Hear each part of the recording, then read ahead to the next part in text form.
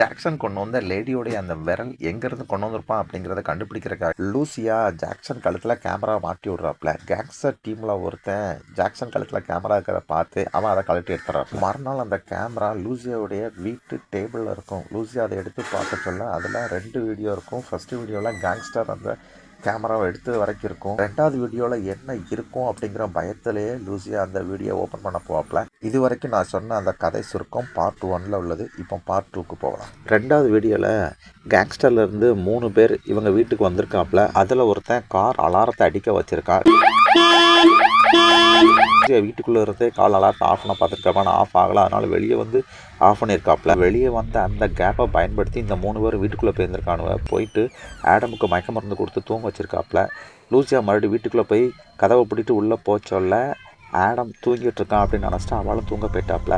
கடைசியில் இவாளுக்கும் மயக்க மருந்து கொடுத்து இவளை கொடூரமாக டார்ச்சர் பண்ணி கற்பழிச்சிருக்காப்புல. அதையும் லூசியோடைய கேமராலேயே ரெக்கார்ட் பண்ணி அவளுக்கே அனுப்பி வச்சிருக்காப்புல. இவனும் இதோட நிப்பாட்ட மாட்டான், கண்டிப்பாக திருப்பி வருவான்னு தெரிஞ்சுக்கிட்டு லூசியா தன்னை பாதுகாத்துக்குள்ள ஒரு ஆயுதத்தை எடுத்து பைக்கில் போட்டுக்கிட்டாப்புல. லூசியா எதிர்பார்த்த மாதிரியே கேங்கில் இருந்து 3 பேர் வந்து இவங்களை கடத்திட்டு போயிட்டாப்புல. கேங்ஸ்டருடைய குடோன்ட்ட லூசியாவை கட்டி போட்டுருந்தாப்புல. கொஞ்சம் தூரம் தள்ளி ஆடம் மயங்கிய நிலையில் அவனையும் கட்டி போட்டுருந்தாப்புல.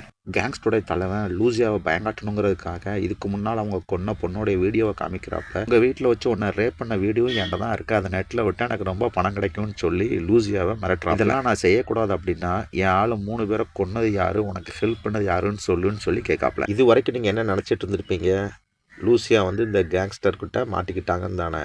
ஆனால் அது இல்லைங்க உண்மை. இந்த கேங்கு தான் லூசியா கிட்ட மாட்டிக்கிட்டு. அன்னைக்கு நைட்டு லூசியாவை கடத்துறதுக்காக கேங்ஸ்டர்லேருந்து வந்த 3 பேர்ஸில் ஒருத்தன் வீட்டுக்குள்ளே போக இன்னொருத்தன் வெளியே கதவை பூட்டிட்டாப்புல. இவங்க 3 பேரை பார்த்தோமே ஆடம் காட்டுக்குள்ளே ஓடிட்டாப்புல. உள்ள 2 பேர் ஆடமை பிடிக்கிறதுக்காக காட்டுக்குள்ளே ஆடமை துரத்துக்கிட்டு போனாப்புல. காட்டுக்குள்ளே ஆடமை துரத்துட்டு போன 2 பேரில் ஒருத்தன் ஆடமை சுட்டு கொன்று தோலை தூக்கி போட்டு கொண்டு வந்துட்டு இருப்பான். வீட்டுக்குள்ளே மாட்டிக்கிட்ட லூசியோ தம்பியை காப்பாற்றியே ஆகணும் அப்படிங்கிறக்காக தான் மறைச்சி வச்சிருந்த அந்த ஆயுதத்தை கொண்டு கடத்த வந்தவனை தாக்கிட்டு அவள் வேகமாக வந்து கதவை திறந்து பார்த்தா ஆடம் அவங்க 2 பேரையும் கொன்று கரகரன்னு இழுத்து வீட்டு வாசல் வரைக்கும் கொண்டு வந்துருப்பான். இதை பார்த்தோன்னே லூசிக்கு அதிர்ச்சி ஆகாது. லூசி ஆடம்கிட்ட கேட்குற மொதல் வார்த்தை அவங்கள கடிச்சியான்னு கேட்பாப்புல. இவ்வளோ நாள் லூசியா கஷ்டப்பட்டதே ஆடமுக்குள்ளே இருக்கக்கூடிய அந்த வேம்பையர் வெளியே வரக்கூடாதுதான். இந்த பயவுலையும் அவனை சுட்டு அவனுக்குள்ளே உள்ள வேம்பையரை வெளியே கொண்டு வந்துட்டான். லூசியாவுடைய வம்சம் இரத்த காட்டேரி வம்சம். அதுலேயும் அவங்களுக்கு ஆண்களுக்கு மட்டுமே இரத்த காட்டேரி தன்மை இருக்கும். மனிதனோட ரத்தத்தை குடிக்காமல் அவங்களால உயிர் வாழவே முடியாது.